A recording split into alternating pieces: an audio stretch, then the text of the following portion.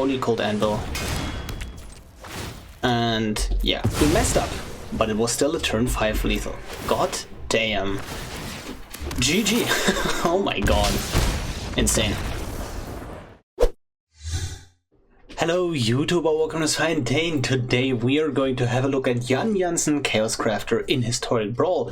This deck aims to win by sacrificing a bunch of artifacts for a lot of value and grinding out for a win into a ton of damage with things like Marionette Master and Rangspark Reactor and Reckless Fireweaver. So, Jansen, Chaos Crafter, costs 3 mana and is red, white and black, and 3/3 with haste. You sacrifice an artifact creature and you get 2 treasures, and you sacrifice a non-artifact creature, well, non-creature artifact, and you get 2 1/1 colorless construct artifact creature tokens. So basically, sack a non-creature artifact, get creatures, sack a creature, get non-creatures, right? And that's just how it goes, right? So, this deck has some very intricate lines of play, and all of this is enabled by our artifacts that want to get sacrificed, right? So things like Implement of Combustion is just a 1-mana artifact that when it goes to the graveyard, draw a card. Same goes for Terrarion, right? We can just sacrifice Terrarion to Jansen and we draw a card, and we accumulate value through these kinds of artifacts as the game goes on. And we also just have a ton of just big haymakers in the deck, right? One of our win conditions is Thoughtzeize Crusade, because Jansen gives you 2 creatures simultaneously. So what you can do is you play a creature, Thoughtzeize Crusade trigger goes on the deck, then you sacrifice a non-creature artifact in response to the first Thoughtseize Crusade trigger, and 2 more creatures enter simultaneously. And now you have 3 Thoughtseize Crusade triggers going off at basically the same time, and you get 3 counters on every creature. So that's pretty good. Bolas Citadel is just a ton of value. Notably, this deck does not play Paradox Engine, and this deck does not play Aetherflux Reservoir, even though it has Bolas' Citadel and Mystic Forge. So, because with Paradox Engine, I found that the card is only good if you're winning, and like it doesn't really break the matchups as much as you might want to, because in a lot of turns you're like spending a ton of mana, but you don't necessarily cast that many cards. Like it looks weird, right? But you have a bunch of activated abilities, and I mean, the card just was sitting in my hand too often where I really didn't want it. And yes, there are scenarios where Paradox Engine is just a great card, and there are scenarios where it's just dead, and I think this deck doesn't really want a Paradox Engine. And to a similar extent, Aetherflux Reservoir has been cut. The synergy being that Aetherflux Reservoir gains you a ton of life with the Bolas' Citadel in play, because Aetherflux Reservoir is an effect you gain life for each card you've played this turn whenever you play a card. So that just gains you a ton of life for the Bolas' Citadel, where you play the cards from top and paying life instead of mana for them. But outside of actually having a Bolas' Citadel in play, Aetherflux is just not great, and that's the reason why I've also excluded it from the deck. Yeah, so that is the basic shell behind the deck. A bunch of artifacts to sacrifice. You sacrifice them with Jansen or just with a few other sacrifice outlets like Deadly Dispute. You get there also by just protecting yourself, like having Slight Disruption, Blood Users, killing creatures, Duress, looking at the hand, getting a card out of it, right? And then you have your grindier pieces: Junkyard Scrapper, Breya, Apprentice, Phyrexian Arena, Black Market, Connections, Welcoming Vampire, Halo Fountain, right? Those really grindy pieces. And then you play your win condition and just go off. Yeah, that is the deck. Hope you enjoyed, and if you do, throw me a like, subscribe to the channel, and let's do this. We are ready to play against Garuda, Doom of Deaths. And, interesting hand. Cathar's Crusade is insane. The curve of Duress, Fireweaver, and then just Ornithopter, Jansen is amazing as well, but we do need to draw an untapped white source, but we have 1, 2, 3 draws until we have to get that untapped white source. I think that's really great. One more thing about Garuda. The deck is usually just built with basically half of the creatures being big, even hits that when Garuda enters you can just mill 4 and grab one of the even mana value creatures from among them, put it on the battlefield, right? So you just have those consistent hits, and the deck is usually mulliganing aggressively to just get ramp, because you don't need finishers, because your finisher is in command zone and you just draw a bunch of fatties along the way anyways, right? So you just mull until you have ramp and mana. There may be a bit of disruption, but if we lead on a Duress, then we just slow them down a lot, and that is the idea here. Okay, oh, and a Curse of Silence, that should slow them down as well.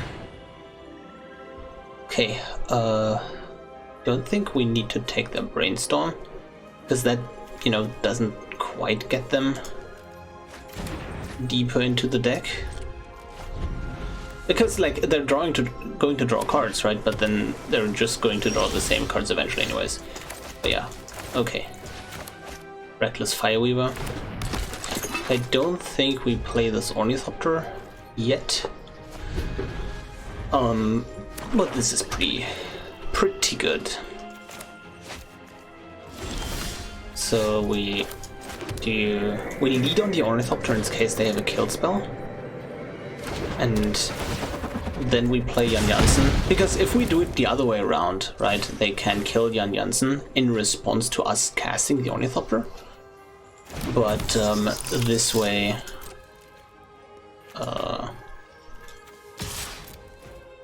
we have the yeah, I think I want a second response, but this way we get to sacrifice the creature in response to them casting a removal spell on Jansen. I think a reasonable play to do here is Curse of Silence on either Blood on the Snow or Hostage Taker. I think we can prepare ourselves for a Blood in the Snow turn or a Garuda turn, but I think the Hostage Taker coming down next turn is pretty annoying, so I think I'm gonna name the Hostage Taker. Okay, well, Ravenous Chupacabra is basically the same. Unfortunate. We could play Jansen, but then we don't have an artifact, and we could play the Mystic Forge, but honestly I think a Maze Mind Tome would go a long way as well. Pass turn. And then we do an upkeep stop to scry with the Maze Mind Tome. Agonizing Remorse. That takes the Cathar's Crusade. That's our win condition here. If it doesn't, I would be shocked. Yeah. So that made the game a whole lot more difficult. Let's draw. Ooh. Can't just cast that. If we find an untapped source. Don't need you. Oh, that's also a Marionette Master, which is a very scary card. I think we like to play Jansen here before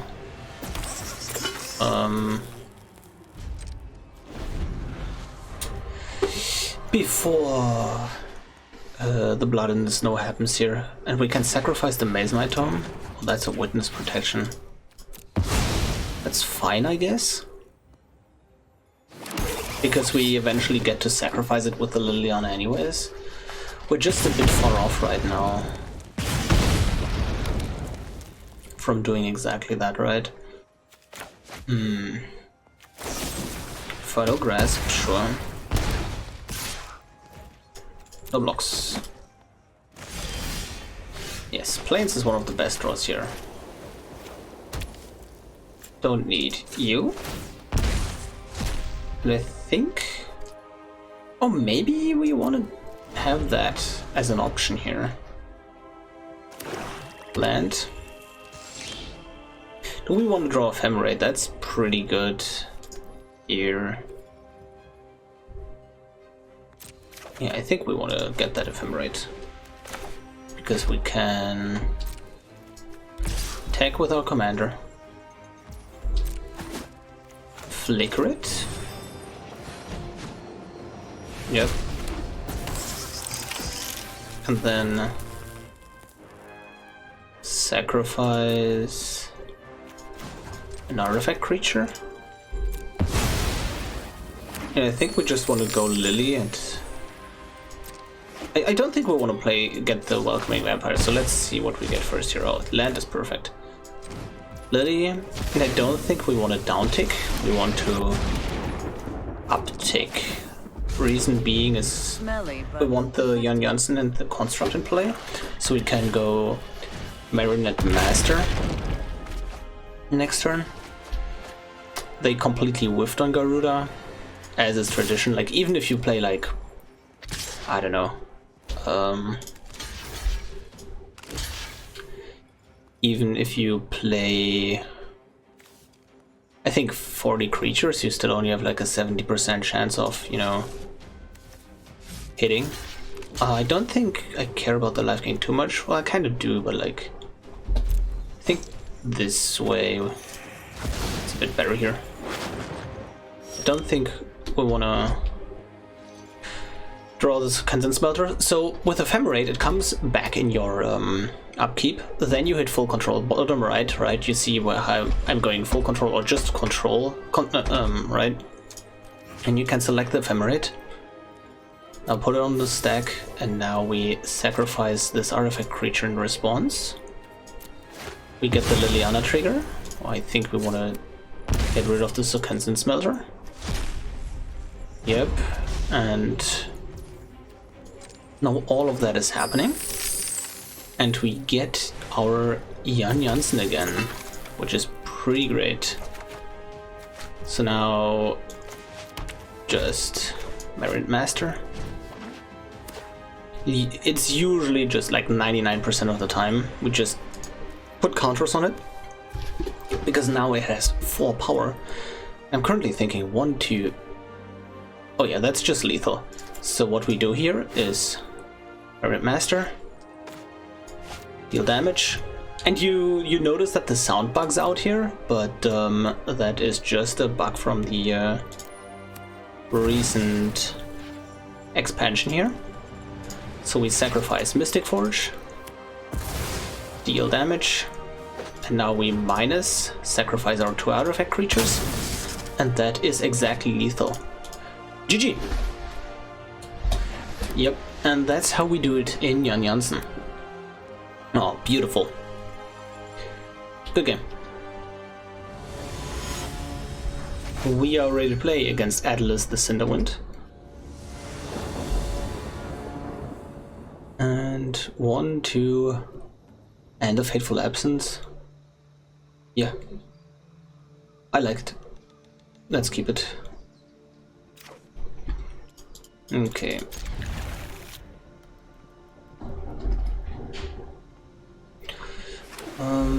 So they lead on a tap land. Sure, we just lead on an Implement of Combustion. With this Fireweaver to block smaller wizards, and when they try to play the Adeline to pump their team, we can just Fateful Absence. And that's pretty good. Okay, there is a Treasure Arcanist.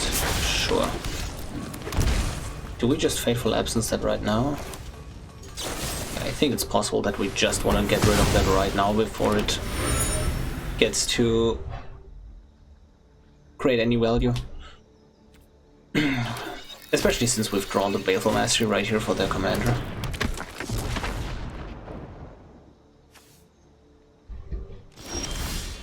I think we're just supposed to play Reckless Fireweaver here, pass the turn. Seems good. And then if they go Adeline and an additional spell to pump the team, that's fine, right? They get to swing for 6 at the very least. Lightning Bolt can be a problem here, honestly. So Lightning Bolt Fireweaver would be the best play here.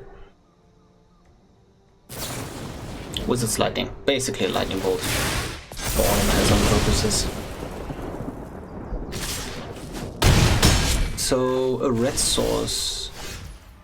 I was going to say a black source would be one of the best draws here to get rid of the team, but now we just get to Blood Chief's Thirst. Maybe the tricky part here is I think we can take 2 more damage from this Heartfire Emulator. Like if we go Jan Jansen, right? We draw a card here. We can just remove everything, right? But that's a bit mana inefficient, and I don't want them to draw the card here. I think we just play the commander, sacrifice, draw, and then an untapped source would be great. No untapped source. And then next turn, if Jan Jansen lives, we get to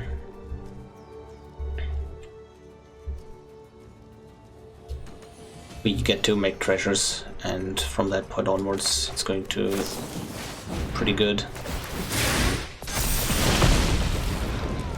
Unfortunate.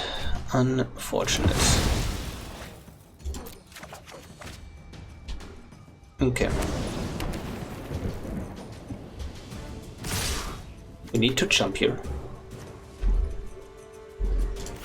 Give me a second. Sorry.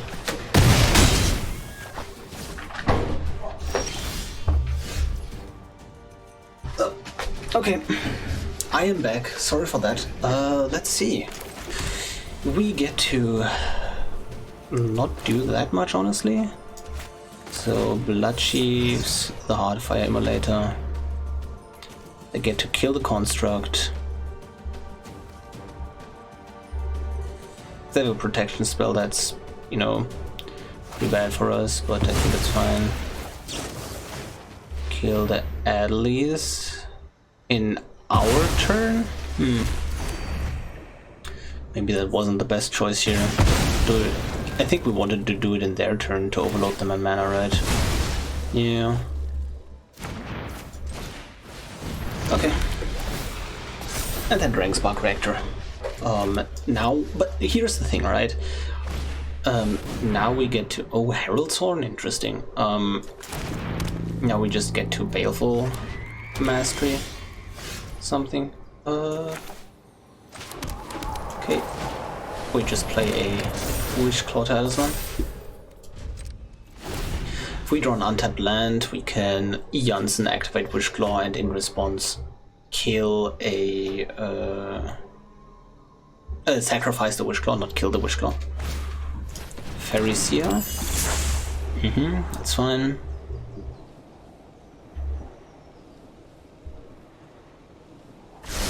I think we're just gonna cash in this Dragonspark Reactor as a very simple removal spell. Just against like the 1/1 wizards. Oh, Electrolyze. Interesting.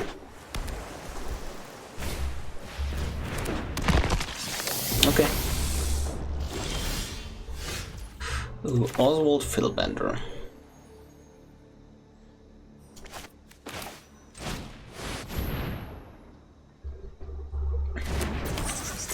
Just pass the turn. My current plan is to sacrifice the Wishclaw Talisman. Or maybe the Dragonspark Reactor. But one of them to make a chump blocker for the Spellweaver Eternal. Hopefully we are not dead here.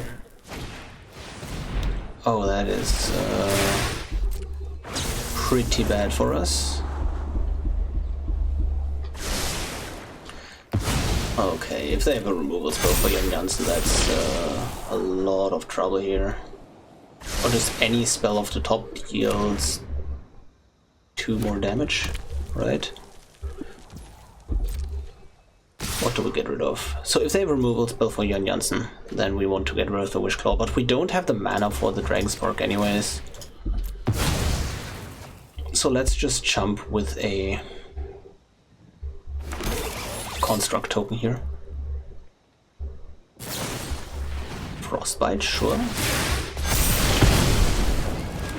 Do they have another removal spell for that? Oh my god, I am shocked. Great game, GG. We are ready to play against Elwick Tumblestrum. And let's see. I think this hand is okay, but I think we can do better. And this deck does pretty well with aggressively mulliganing. For example, this hand, right? Yeah, that's just much better. Okay, start on the Terrarion, because if we play Eye of Vecna and we haven't found our black source, by the time we go to turn 3, we can crack Terrarion, add our black source, and then we can sack the Eye of Vecna to Jansen. Druid of the Cowl, sure.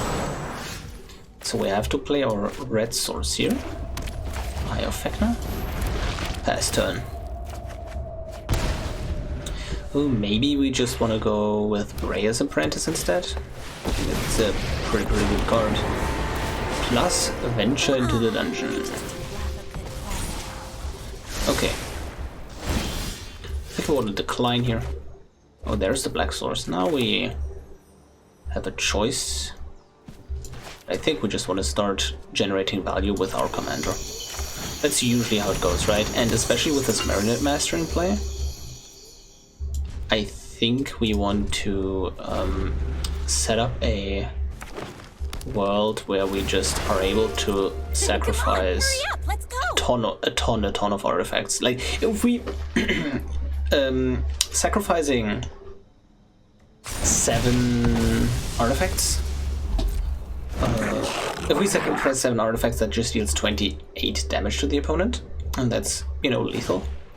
So I think we just want to set up a world where we get to that number. Maybe now we have to have 8 artifacts ready, because by the time that happens, they just have have gained enough life with the color greeters. Okay, so that's the reason why we sacrificed the Eye of Vecna over the Terrarion here, because the Terrarion can sack itself, and we have a bunch of setup in hand already, so there is nothing that we need to play right now. Okay, so Breya is the printers. So we play the Apprentice, we play an Implement of Combustion. And the question is if that is lethal next turn already. Wildborn Preserver, sure. You grow. I expect them not to gain life here, right? And have treasure token. So how many artifacts can we sacrifice? So for Rexian Tower, sacrificing Thopter, Iron Master at 1. Now that could have gone better. 1, 2, 3, 4, 5, 6, 7. Yeah, that's just lethal next turn. We've lived life to the fullest. We just have turn 5 lethal coming up here. That is pretty disgusting. What does this emblem do? Creatures have trample and haste for each differently named dungeon you've completed. Discover something new. That's pretty scary. But thing is, they are just going to be dead next turn. Oh wait, I messed up. I think this is still lethal, right? Marine Master. I should have had 2 more treasures here. Put 3 counters on Marine Master. Sacrifice an artifact creature. Boom. Treasures. We play in Oni Cold. Boom. Black red. Yep. That deals damage. Boom, boom, sacrifice. I think, yep, sacrifice you. We're able to play this. And now we are able to only Cold Anvil. And yeah, we messed up, but it was still a turn 5 lethal. God damn. GG. Oh my god. Insane. We are ready to play against Yarok, the Desecrated. Yeah, I think we like that hand. I think that is a beautiful hand. It has one issue, and that's that we can't. If we just stop their acceleration right in the tracks. That's that we can't go Jansen. On turn 3 with a Ichor Wellspring on turn 2, maybe I'm supposed to just go Fireweaver.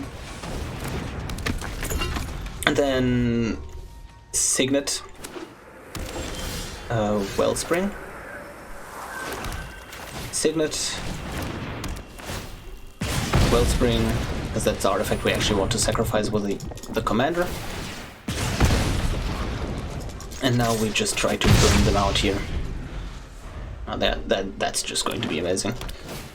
Beautiful. Okay, that hits the Arcane Signet, which is honestly a pretty big problem. Oh, nope, not anymore. Do we want to go Professional Facebreaker instead? I think it's just basically always correct to play the commander in this spot, right? Even though we are kind of mana inefficient. And I think there is almost no reason to not sack this immediately to try to get something that we want to get here. That we're able to play or something like a Duress, right? Attack for 1. Every point of damage is going to matter here, and maybe this lightning bolt will just go phase actually. There is a very, very, very real possibility of that happening. Oh my god. So we go Mayhem Devil, sacrifice an artifact. Yeah, we sacrifice an artifact creature. Sacrifice you. Yep. Yep. And they just scoop it up because it's counted up, right? So 1, 2, 3, yeah. Okay, let's not count it up, but that was a massive amount of damage. GG. We are done with the games. I hope you enjoyed them as much as I did, and Jansen Chaos Crafter is certainly a commander. I think it's like Mardu artifacts is something that is just a really cool concept, right? And finally we've got a commander to do exactly that on Arena, right? Like, this commander is just perfect for what it tries to do. And I think there are a lot of cards for this deck that you can play that I haven't included because I've had a pretty rough time actually cutting down for this list. So, if you want to play this deck on a budget, what can you cut and what do you need, right? And first and foremost, I think most of the really important artifacts that you actually actively want to sack are uncommons, so that is pretty great, right? And the thing here is that you want to have a critical mass of value engines for the deck. Right, that's one big thing. So we're talking Mystic Forges, Bolas the Citadel, we're talking Welcoming Vampires and so on, but there is some of them that I haven't included in the deck. For example, a card that is a perfect substitute for Welcoming Vampire or most of the other 3-mana value engines is Morbid Opportunist. That's a 3-mana uncommon, I believe, that when another creature dies, you draw a card and it only triggers once per turn.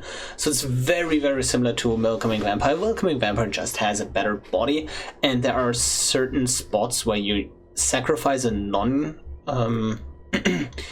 you sacrifice a creature, right? And then the vampire doesn't trigger, but then a creature enters with only Cold Anvil and Hidden Stockpile, and you still get to trigger it, and you know, it doesn't work the other way around with the Morbid Opportunist. So you want to have your critical mass of value engines, and if you feel like you just don't get enough value, then yeah, probably just need more of these engines. Like, there are a lot of them in the deck, right? Halo Fountain, Welcoming Vampire, Black Market Connections, Phyrexian Arena, Breya's Apprentice, Junkyard Scrapper, Scrap Trawler. So a lot of cards that just generate a ton of value. And then you also want to have your actual win conditions. So I think the win conditions for this deck here at Rare or Mythic that I would, basically always want to see, okay, like, Annoying Precision is not necessarily a win condition, but it just puts your deck into terminal mode, right? And yeah, I think that is basically it. Wasn't there another one?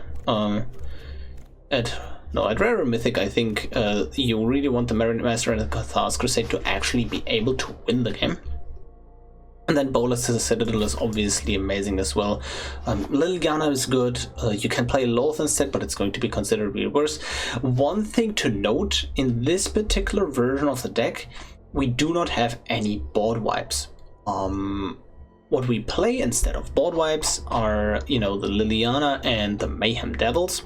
But this deck is decently soft to a go wide strategy.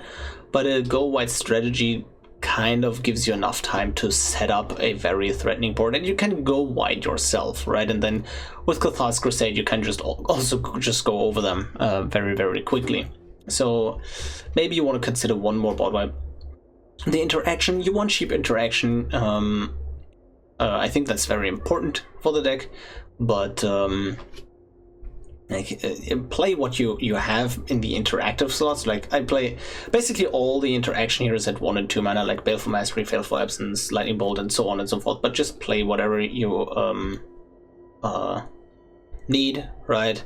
And then yeah, I think that's basically it for the deck already, like, considering rares and mythics, because I feel like just everything here is a value engine, right? Like you don't need a Nettle Cyst, for example, right? That's just another win condition. But like, look at it, like, this draws multiple cards, although you can just replace that with another 2-mana artifact that draws a card, and it's going to be pretty good as well. But like, this draws a ton of cards, this draws a ton of cards, a lot of cards. You just are here to draw cards. You don't need these, but you want a very critical mass. And to be perfectly honest, I mean, I say this all the time, especially in 3-color decks, craft your lands. Like, the mana costs for this deck are pretty rough, like, color wise. You don't need Takenuma, you don't need Phyrexian Tower, you don't need Aiganjo, because these are not here to fix colors. And it might even be better just to have a basic instead of Phyrexian Tower. But yeah, you want your color fixing for sure. And yeah, that has been Jan Jansen, Chaos Crafter in Historic Brawl. I absolutely love this deck. Hope you enjoy your day.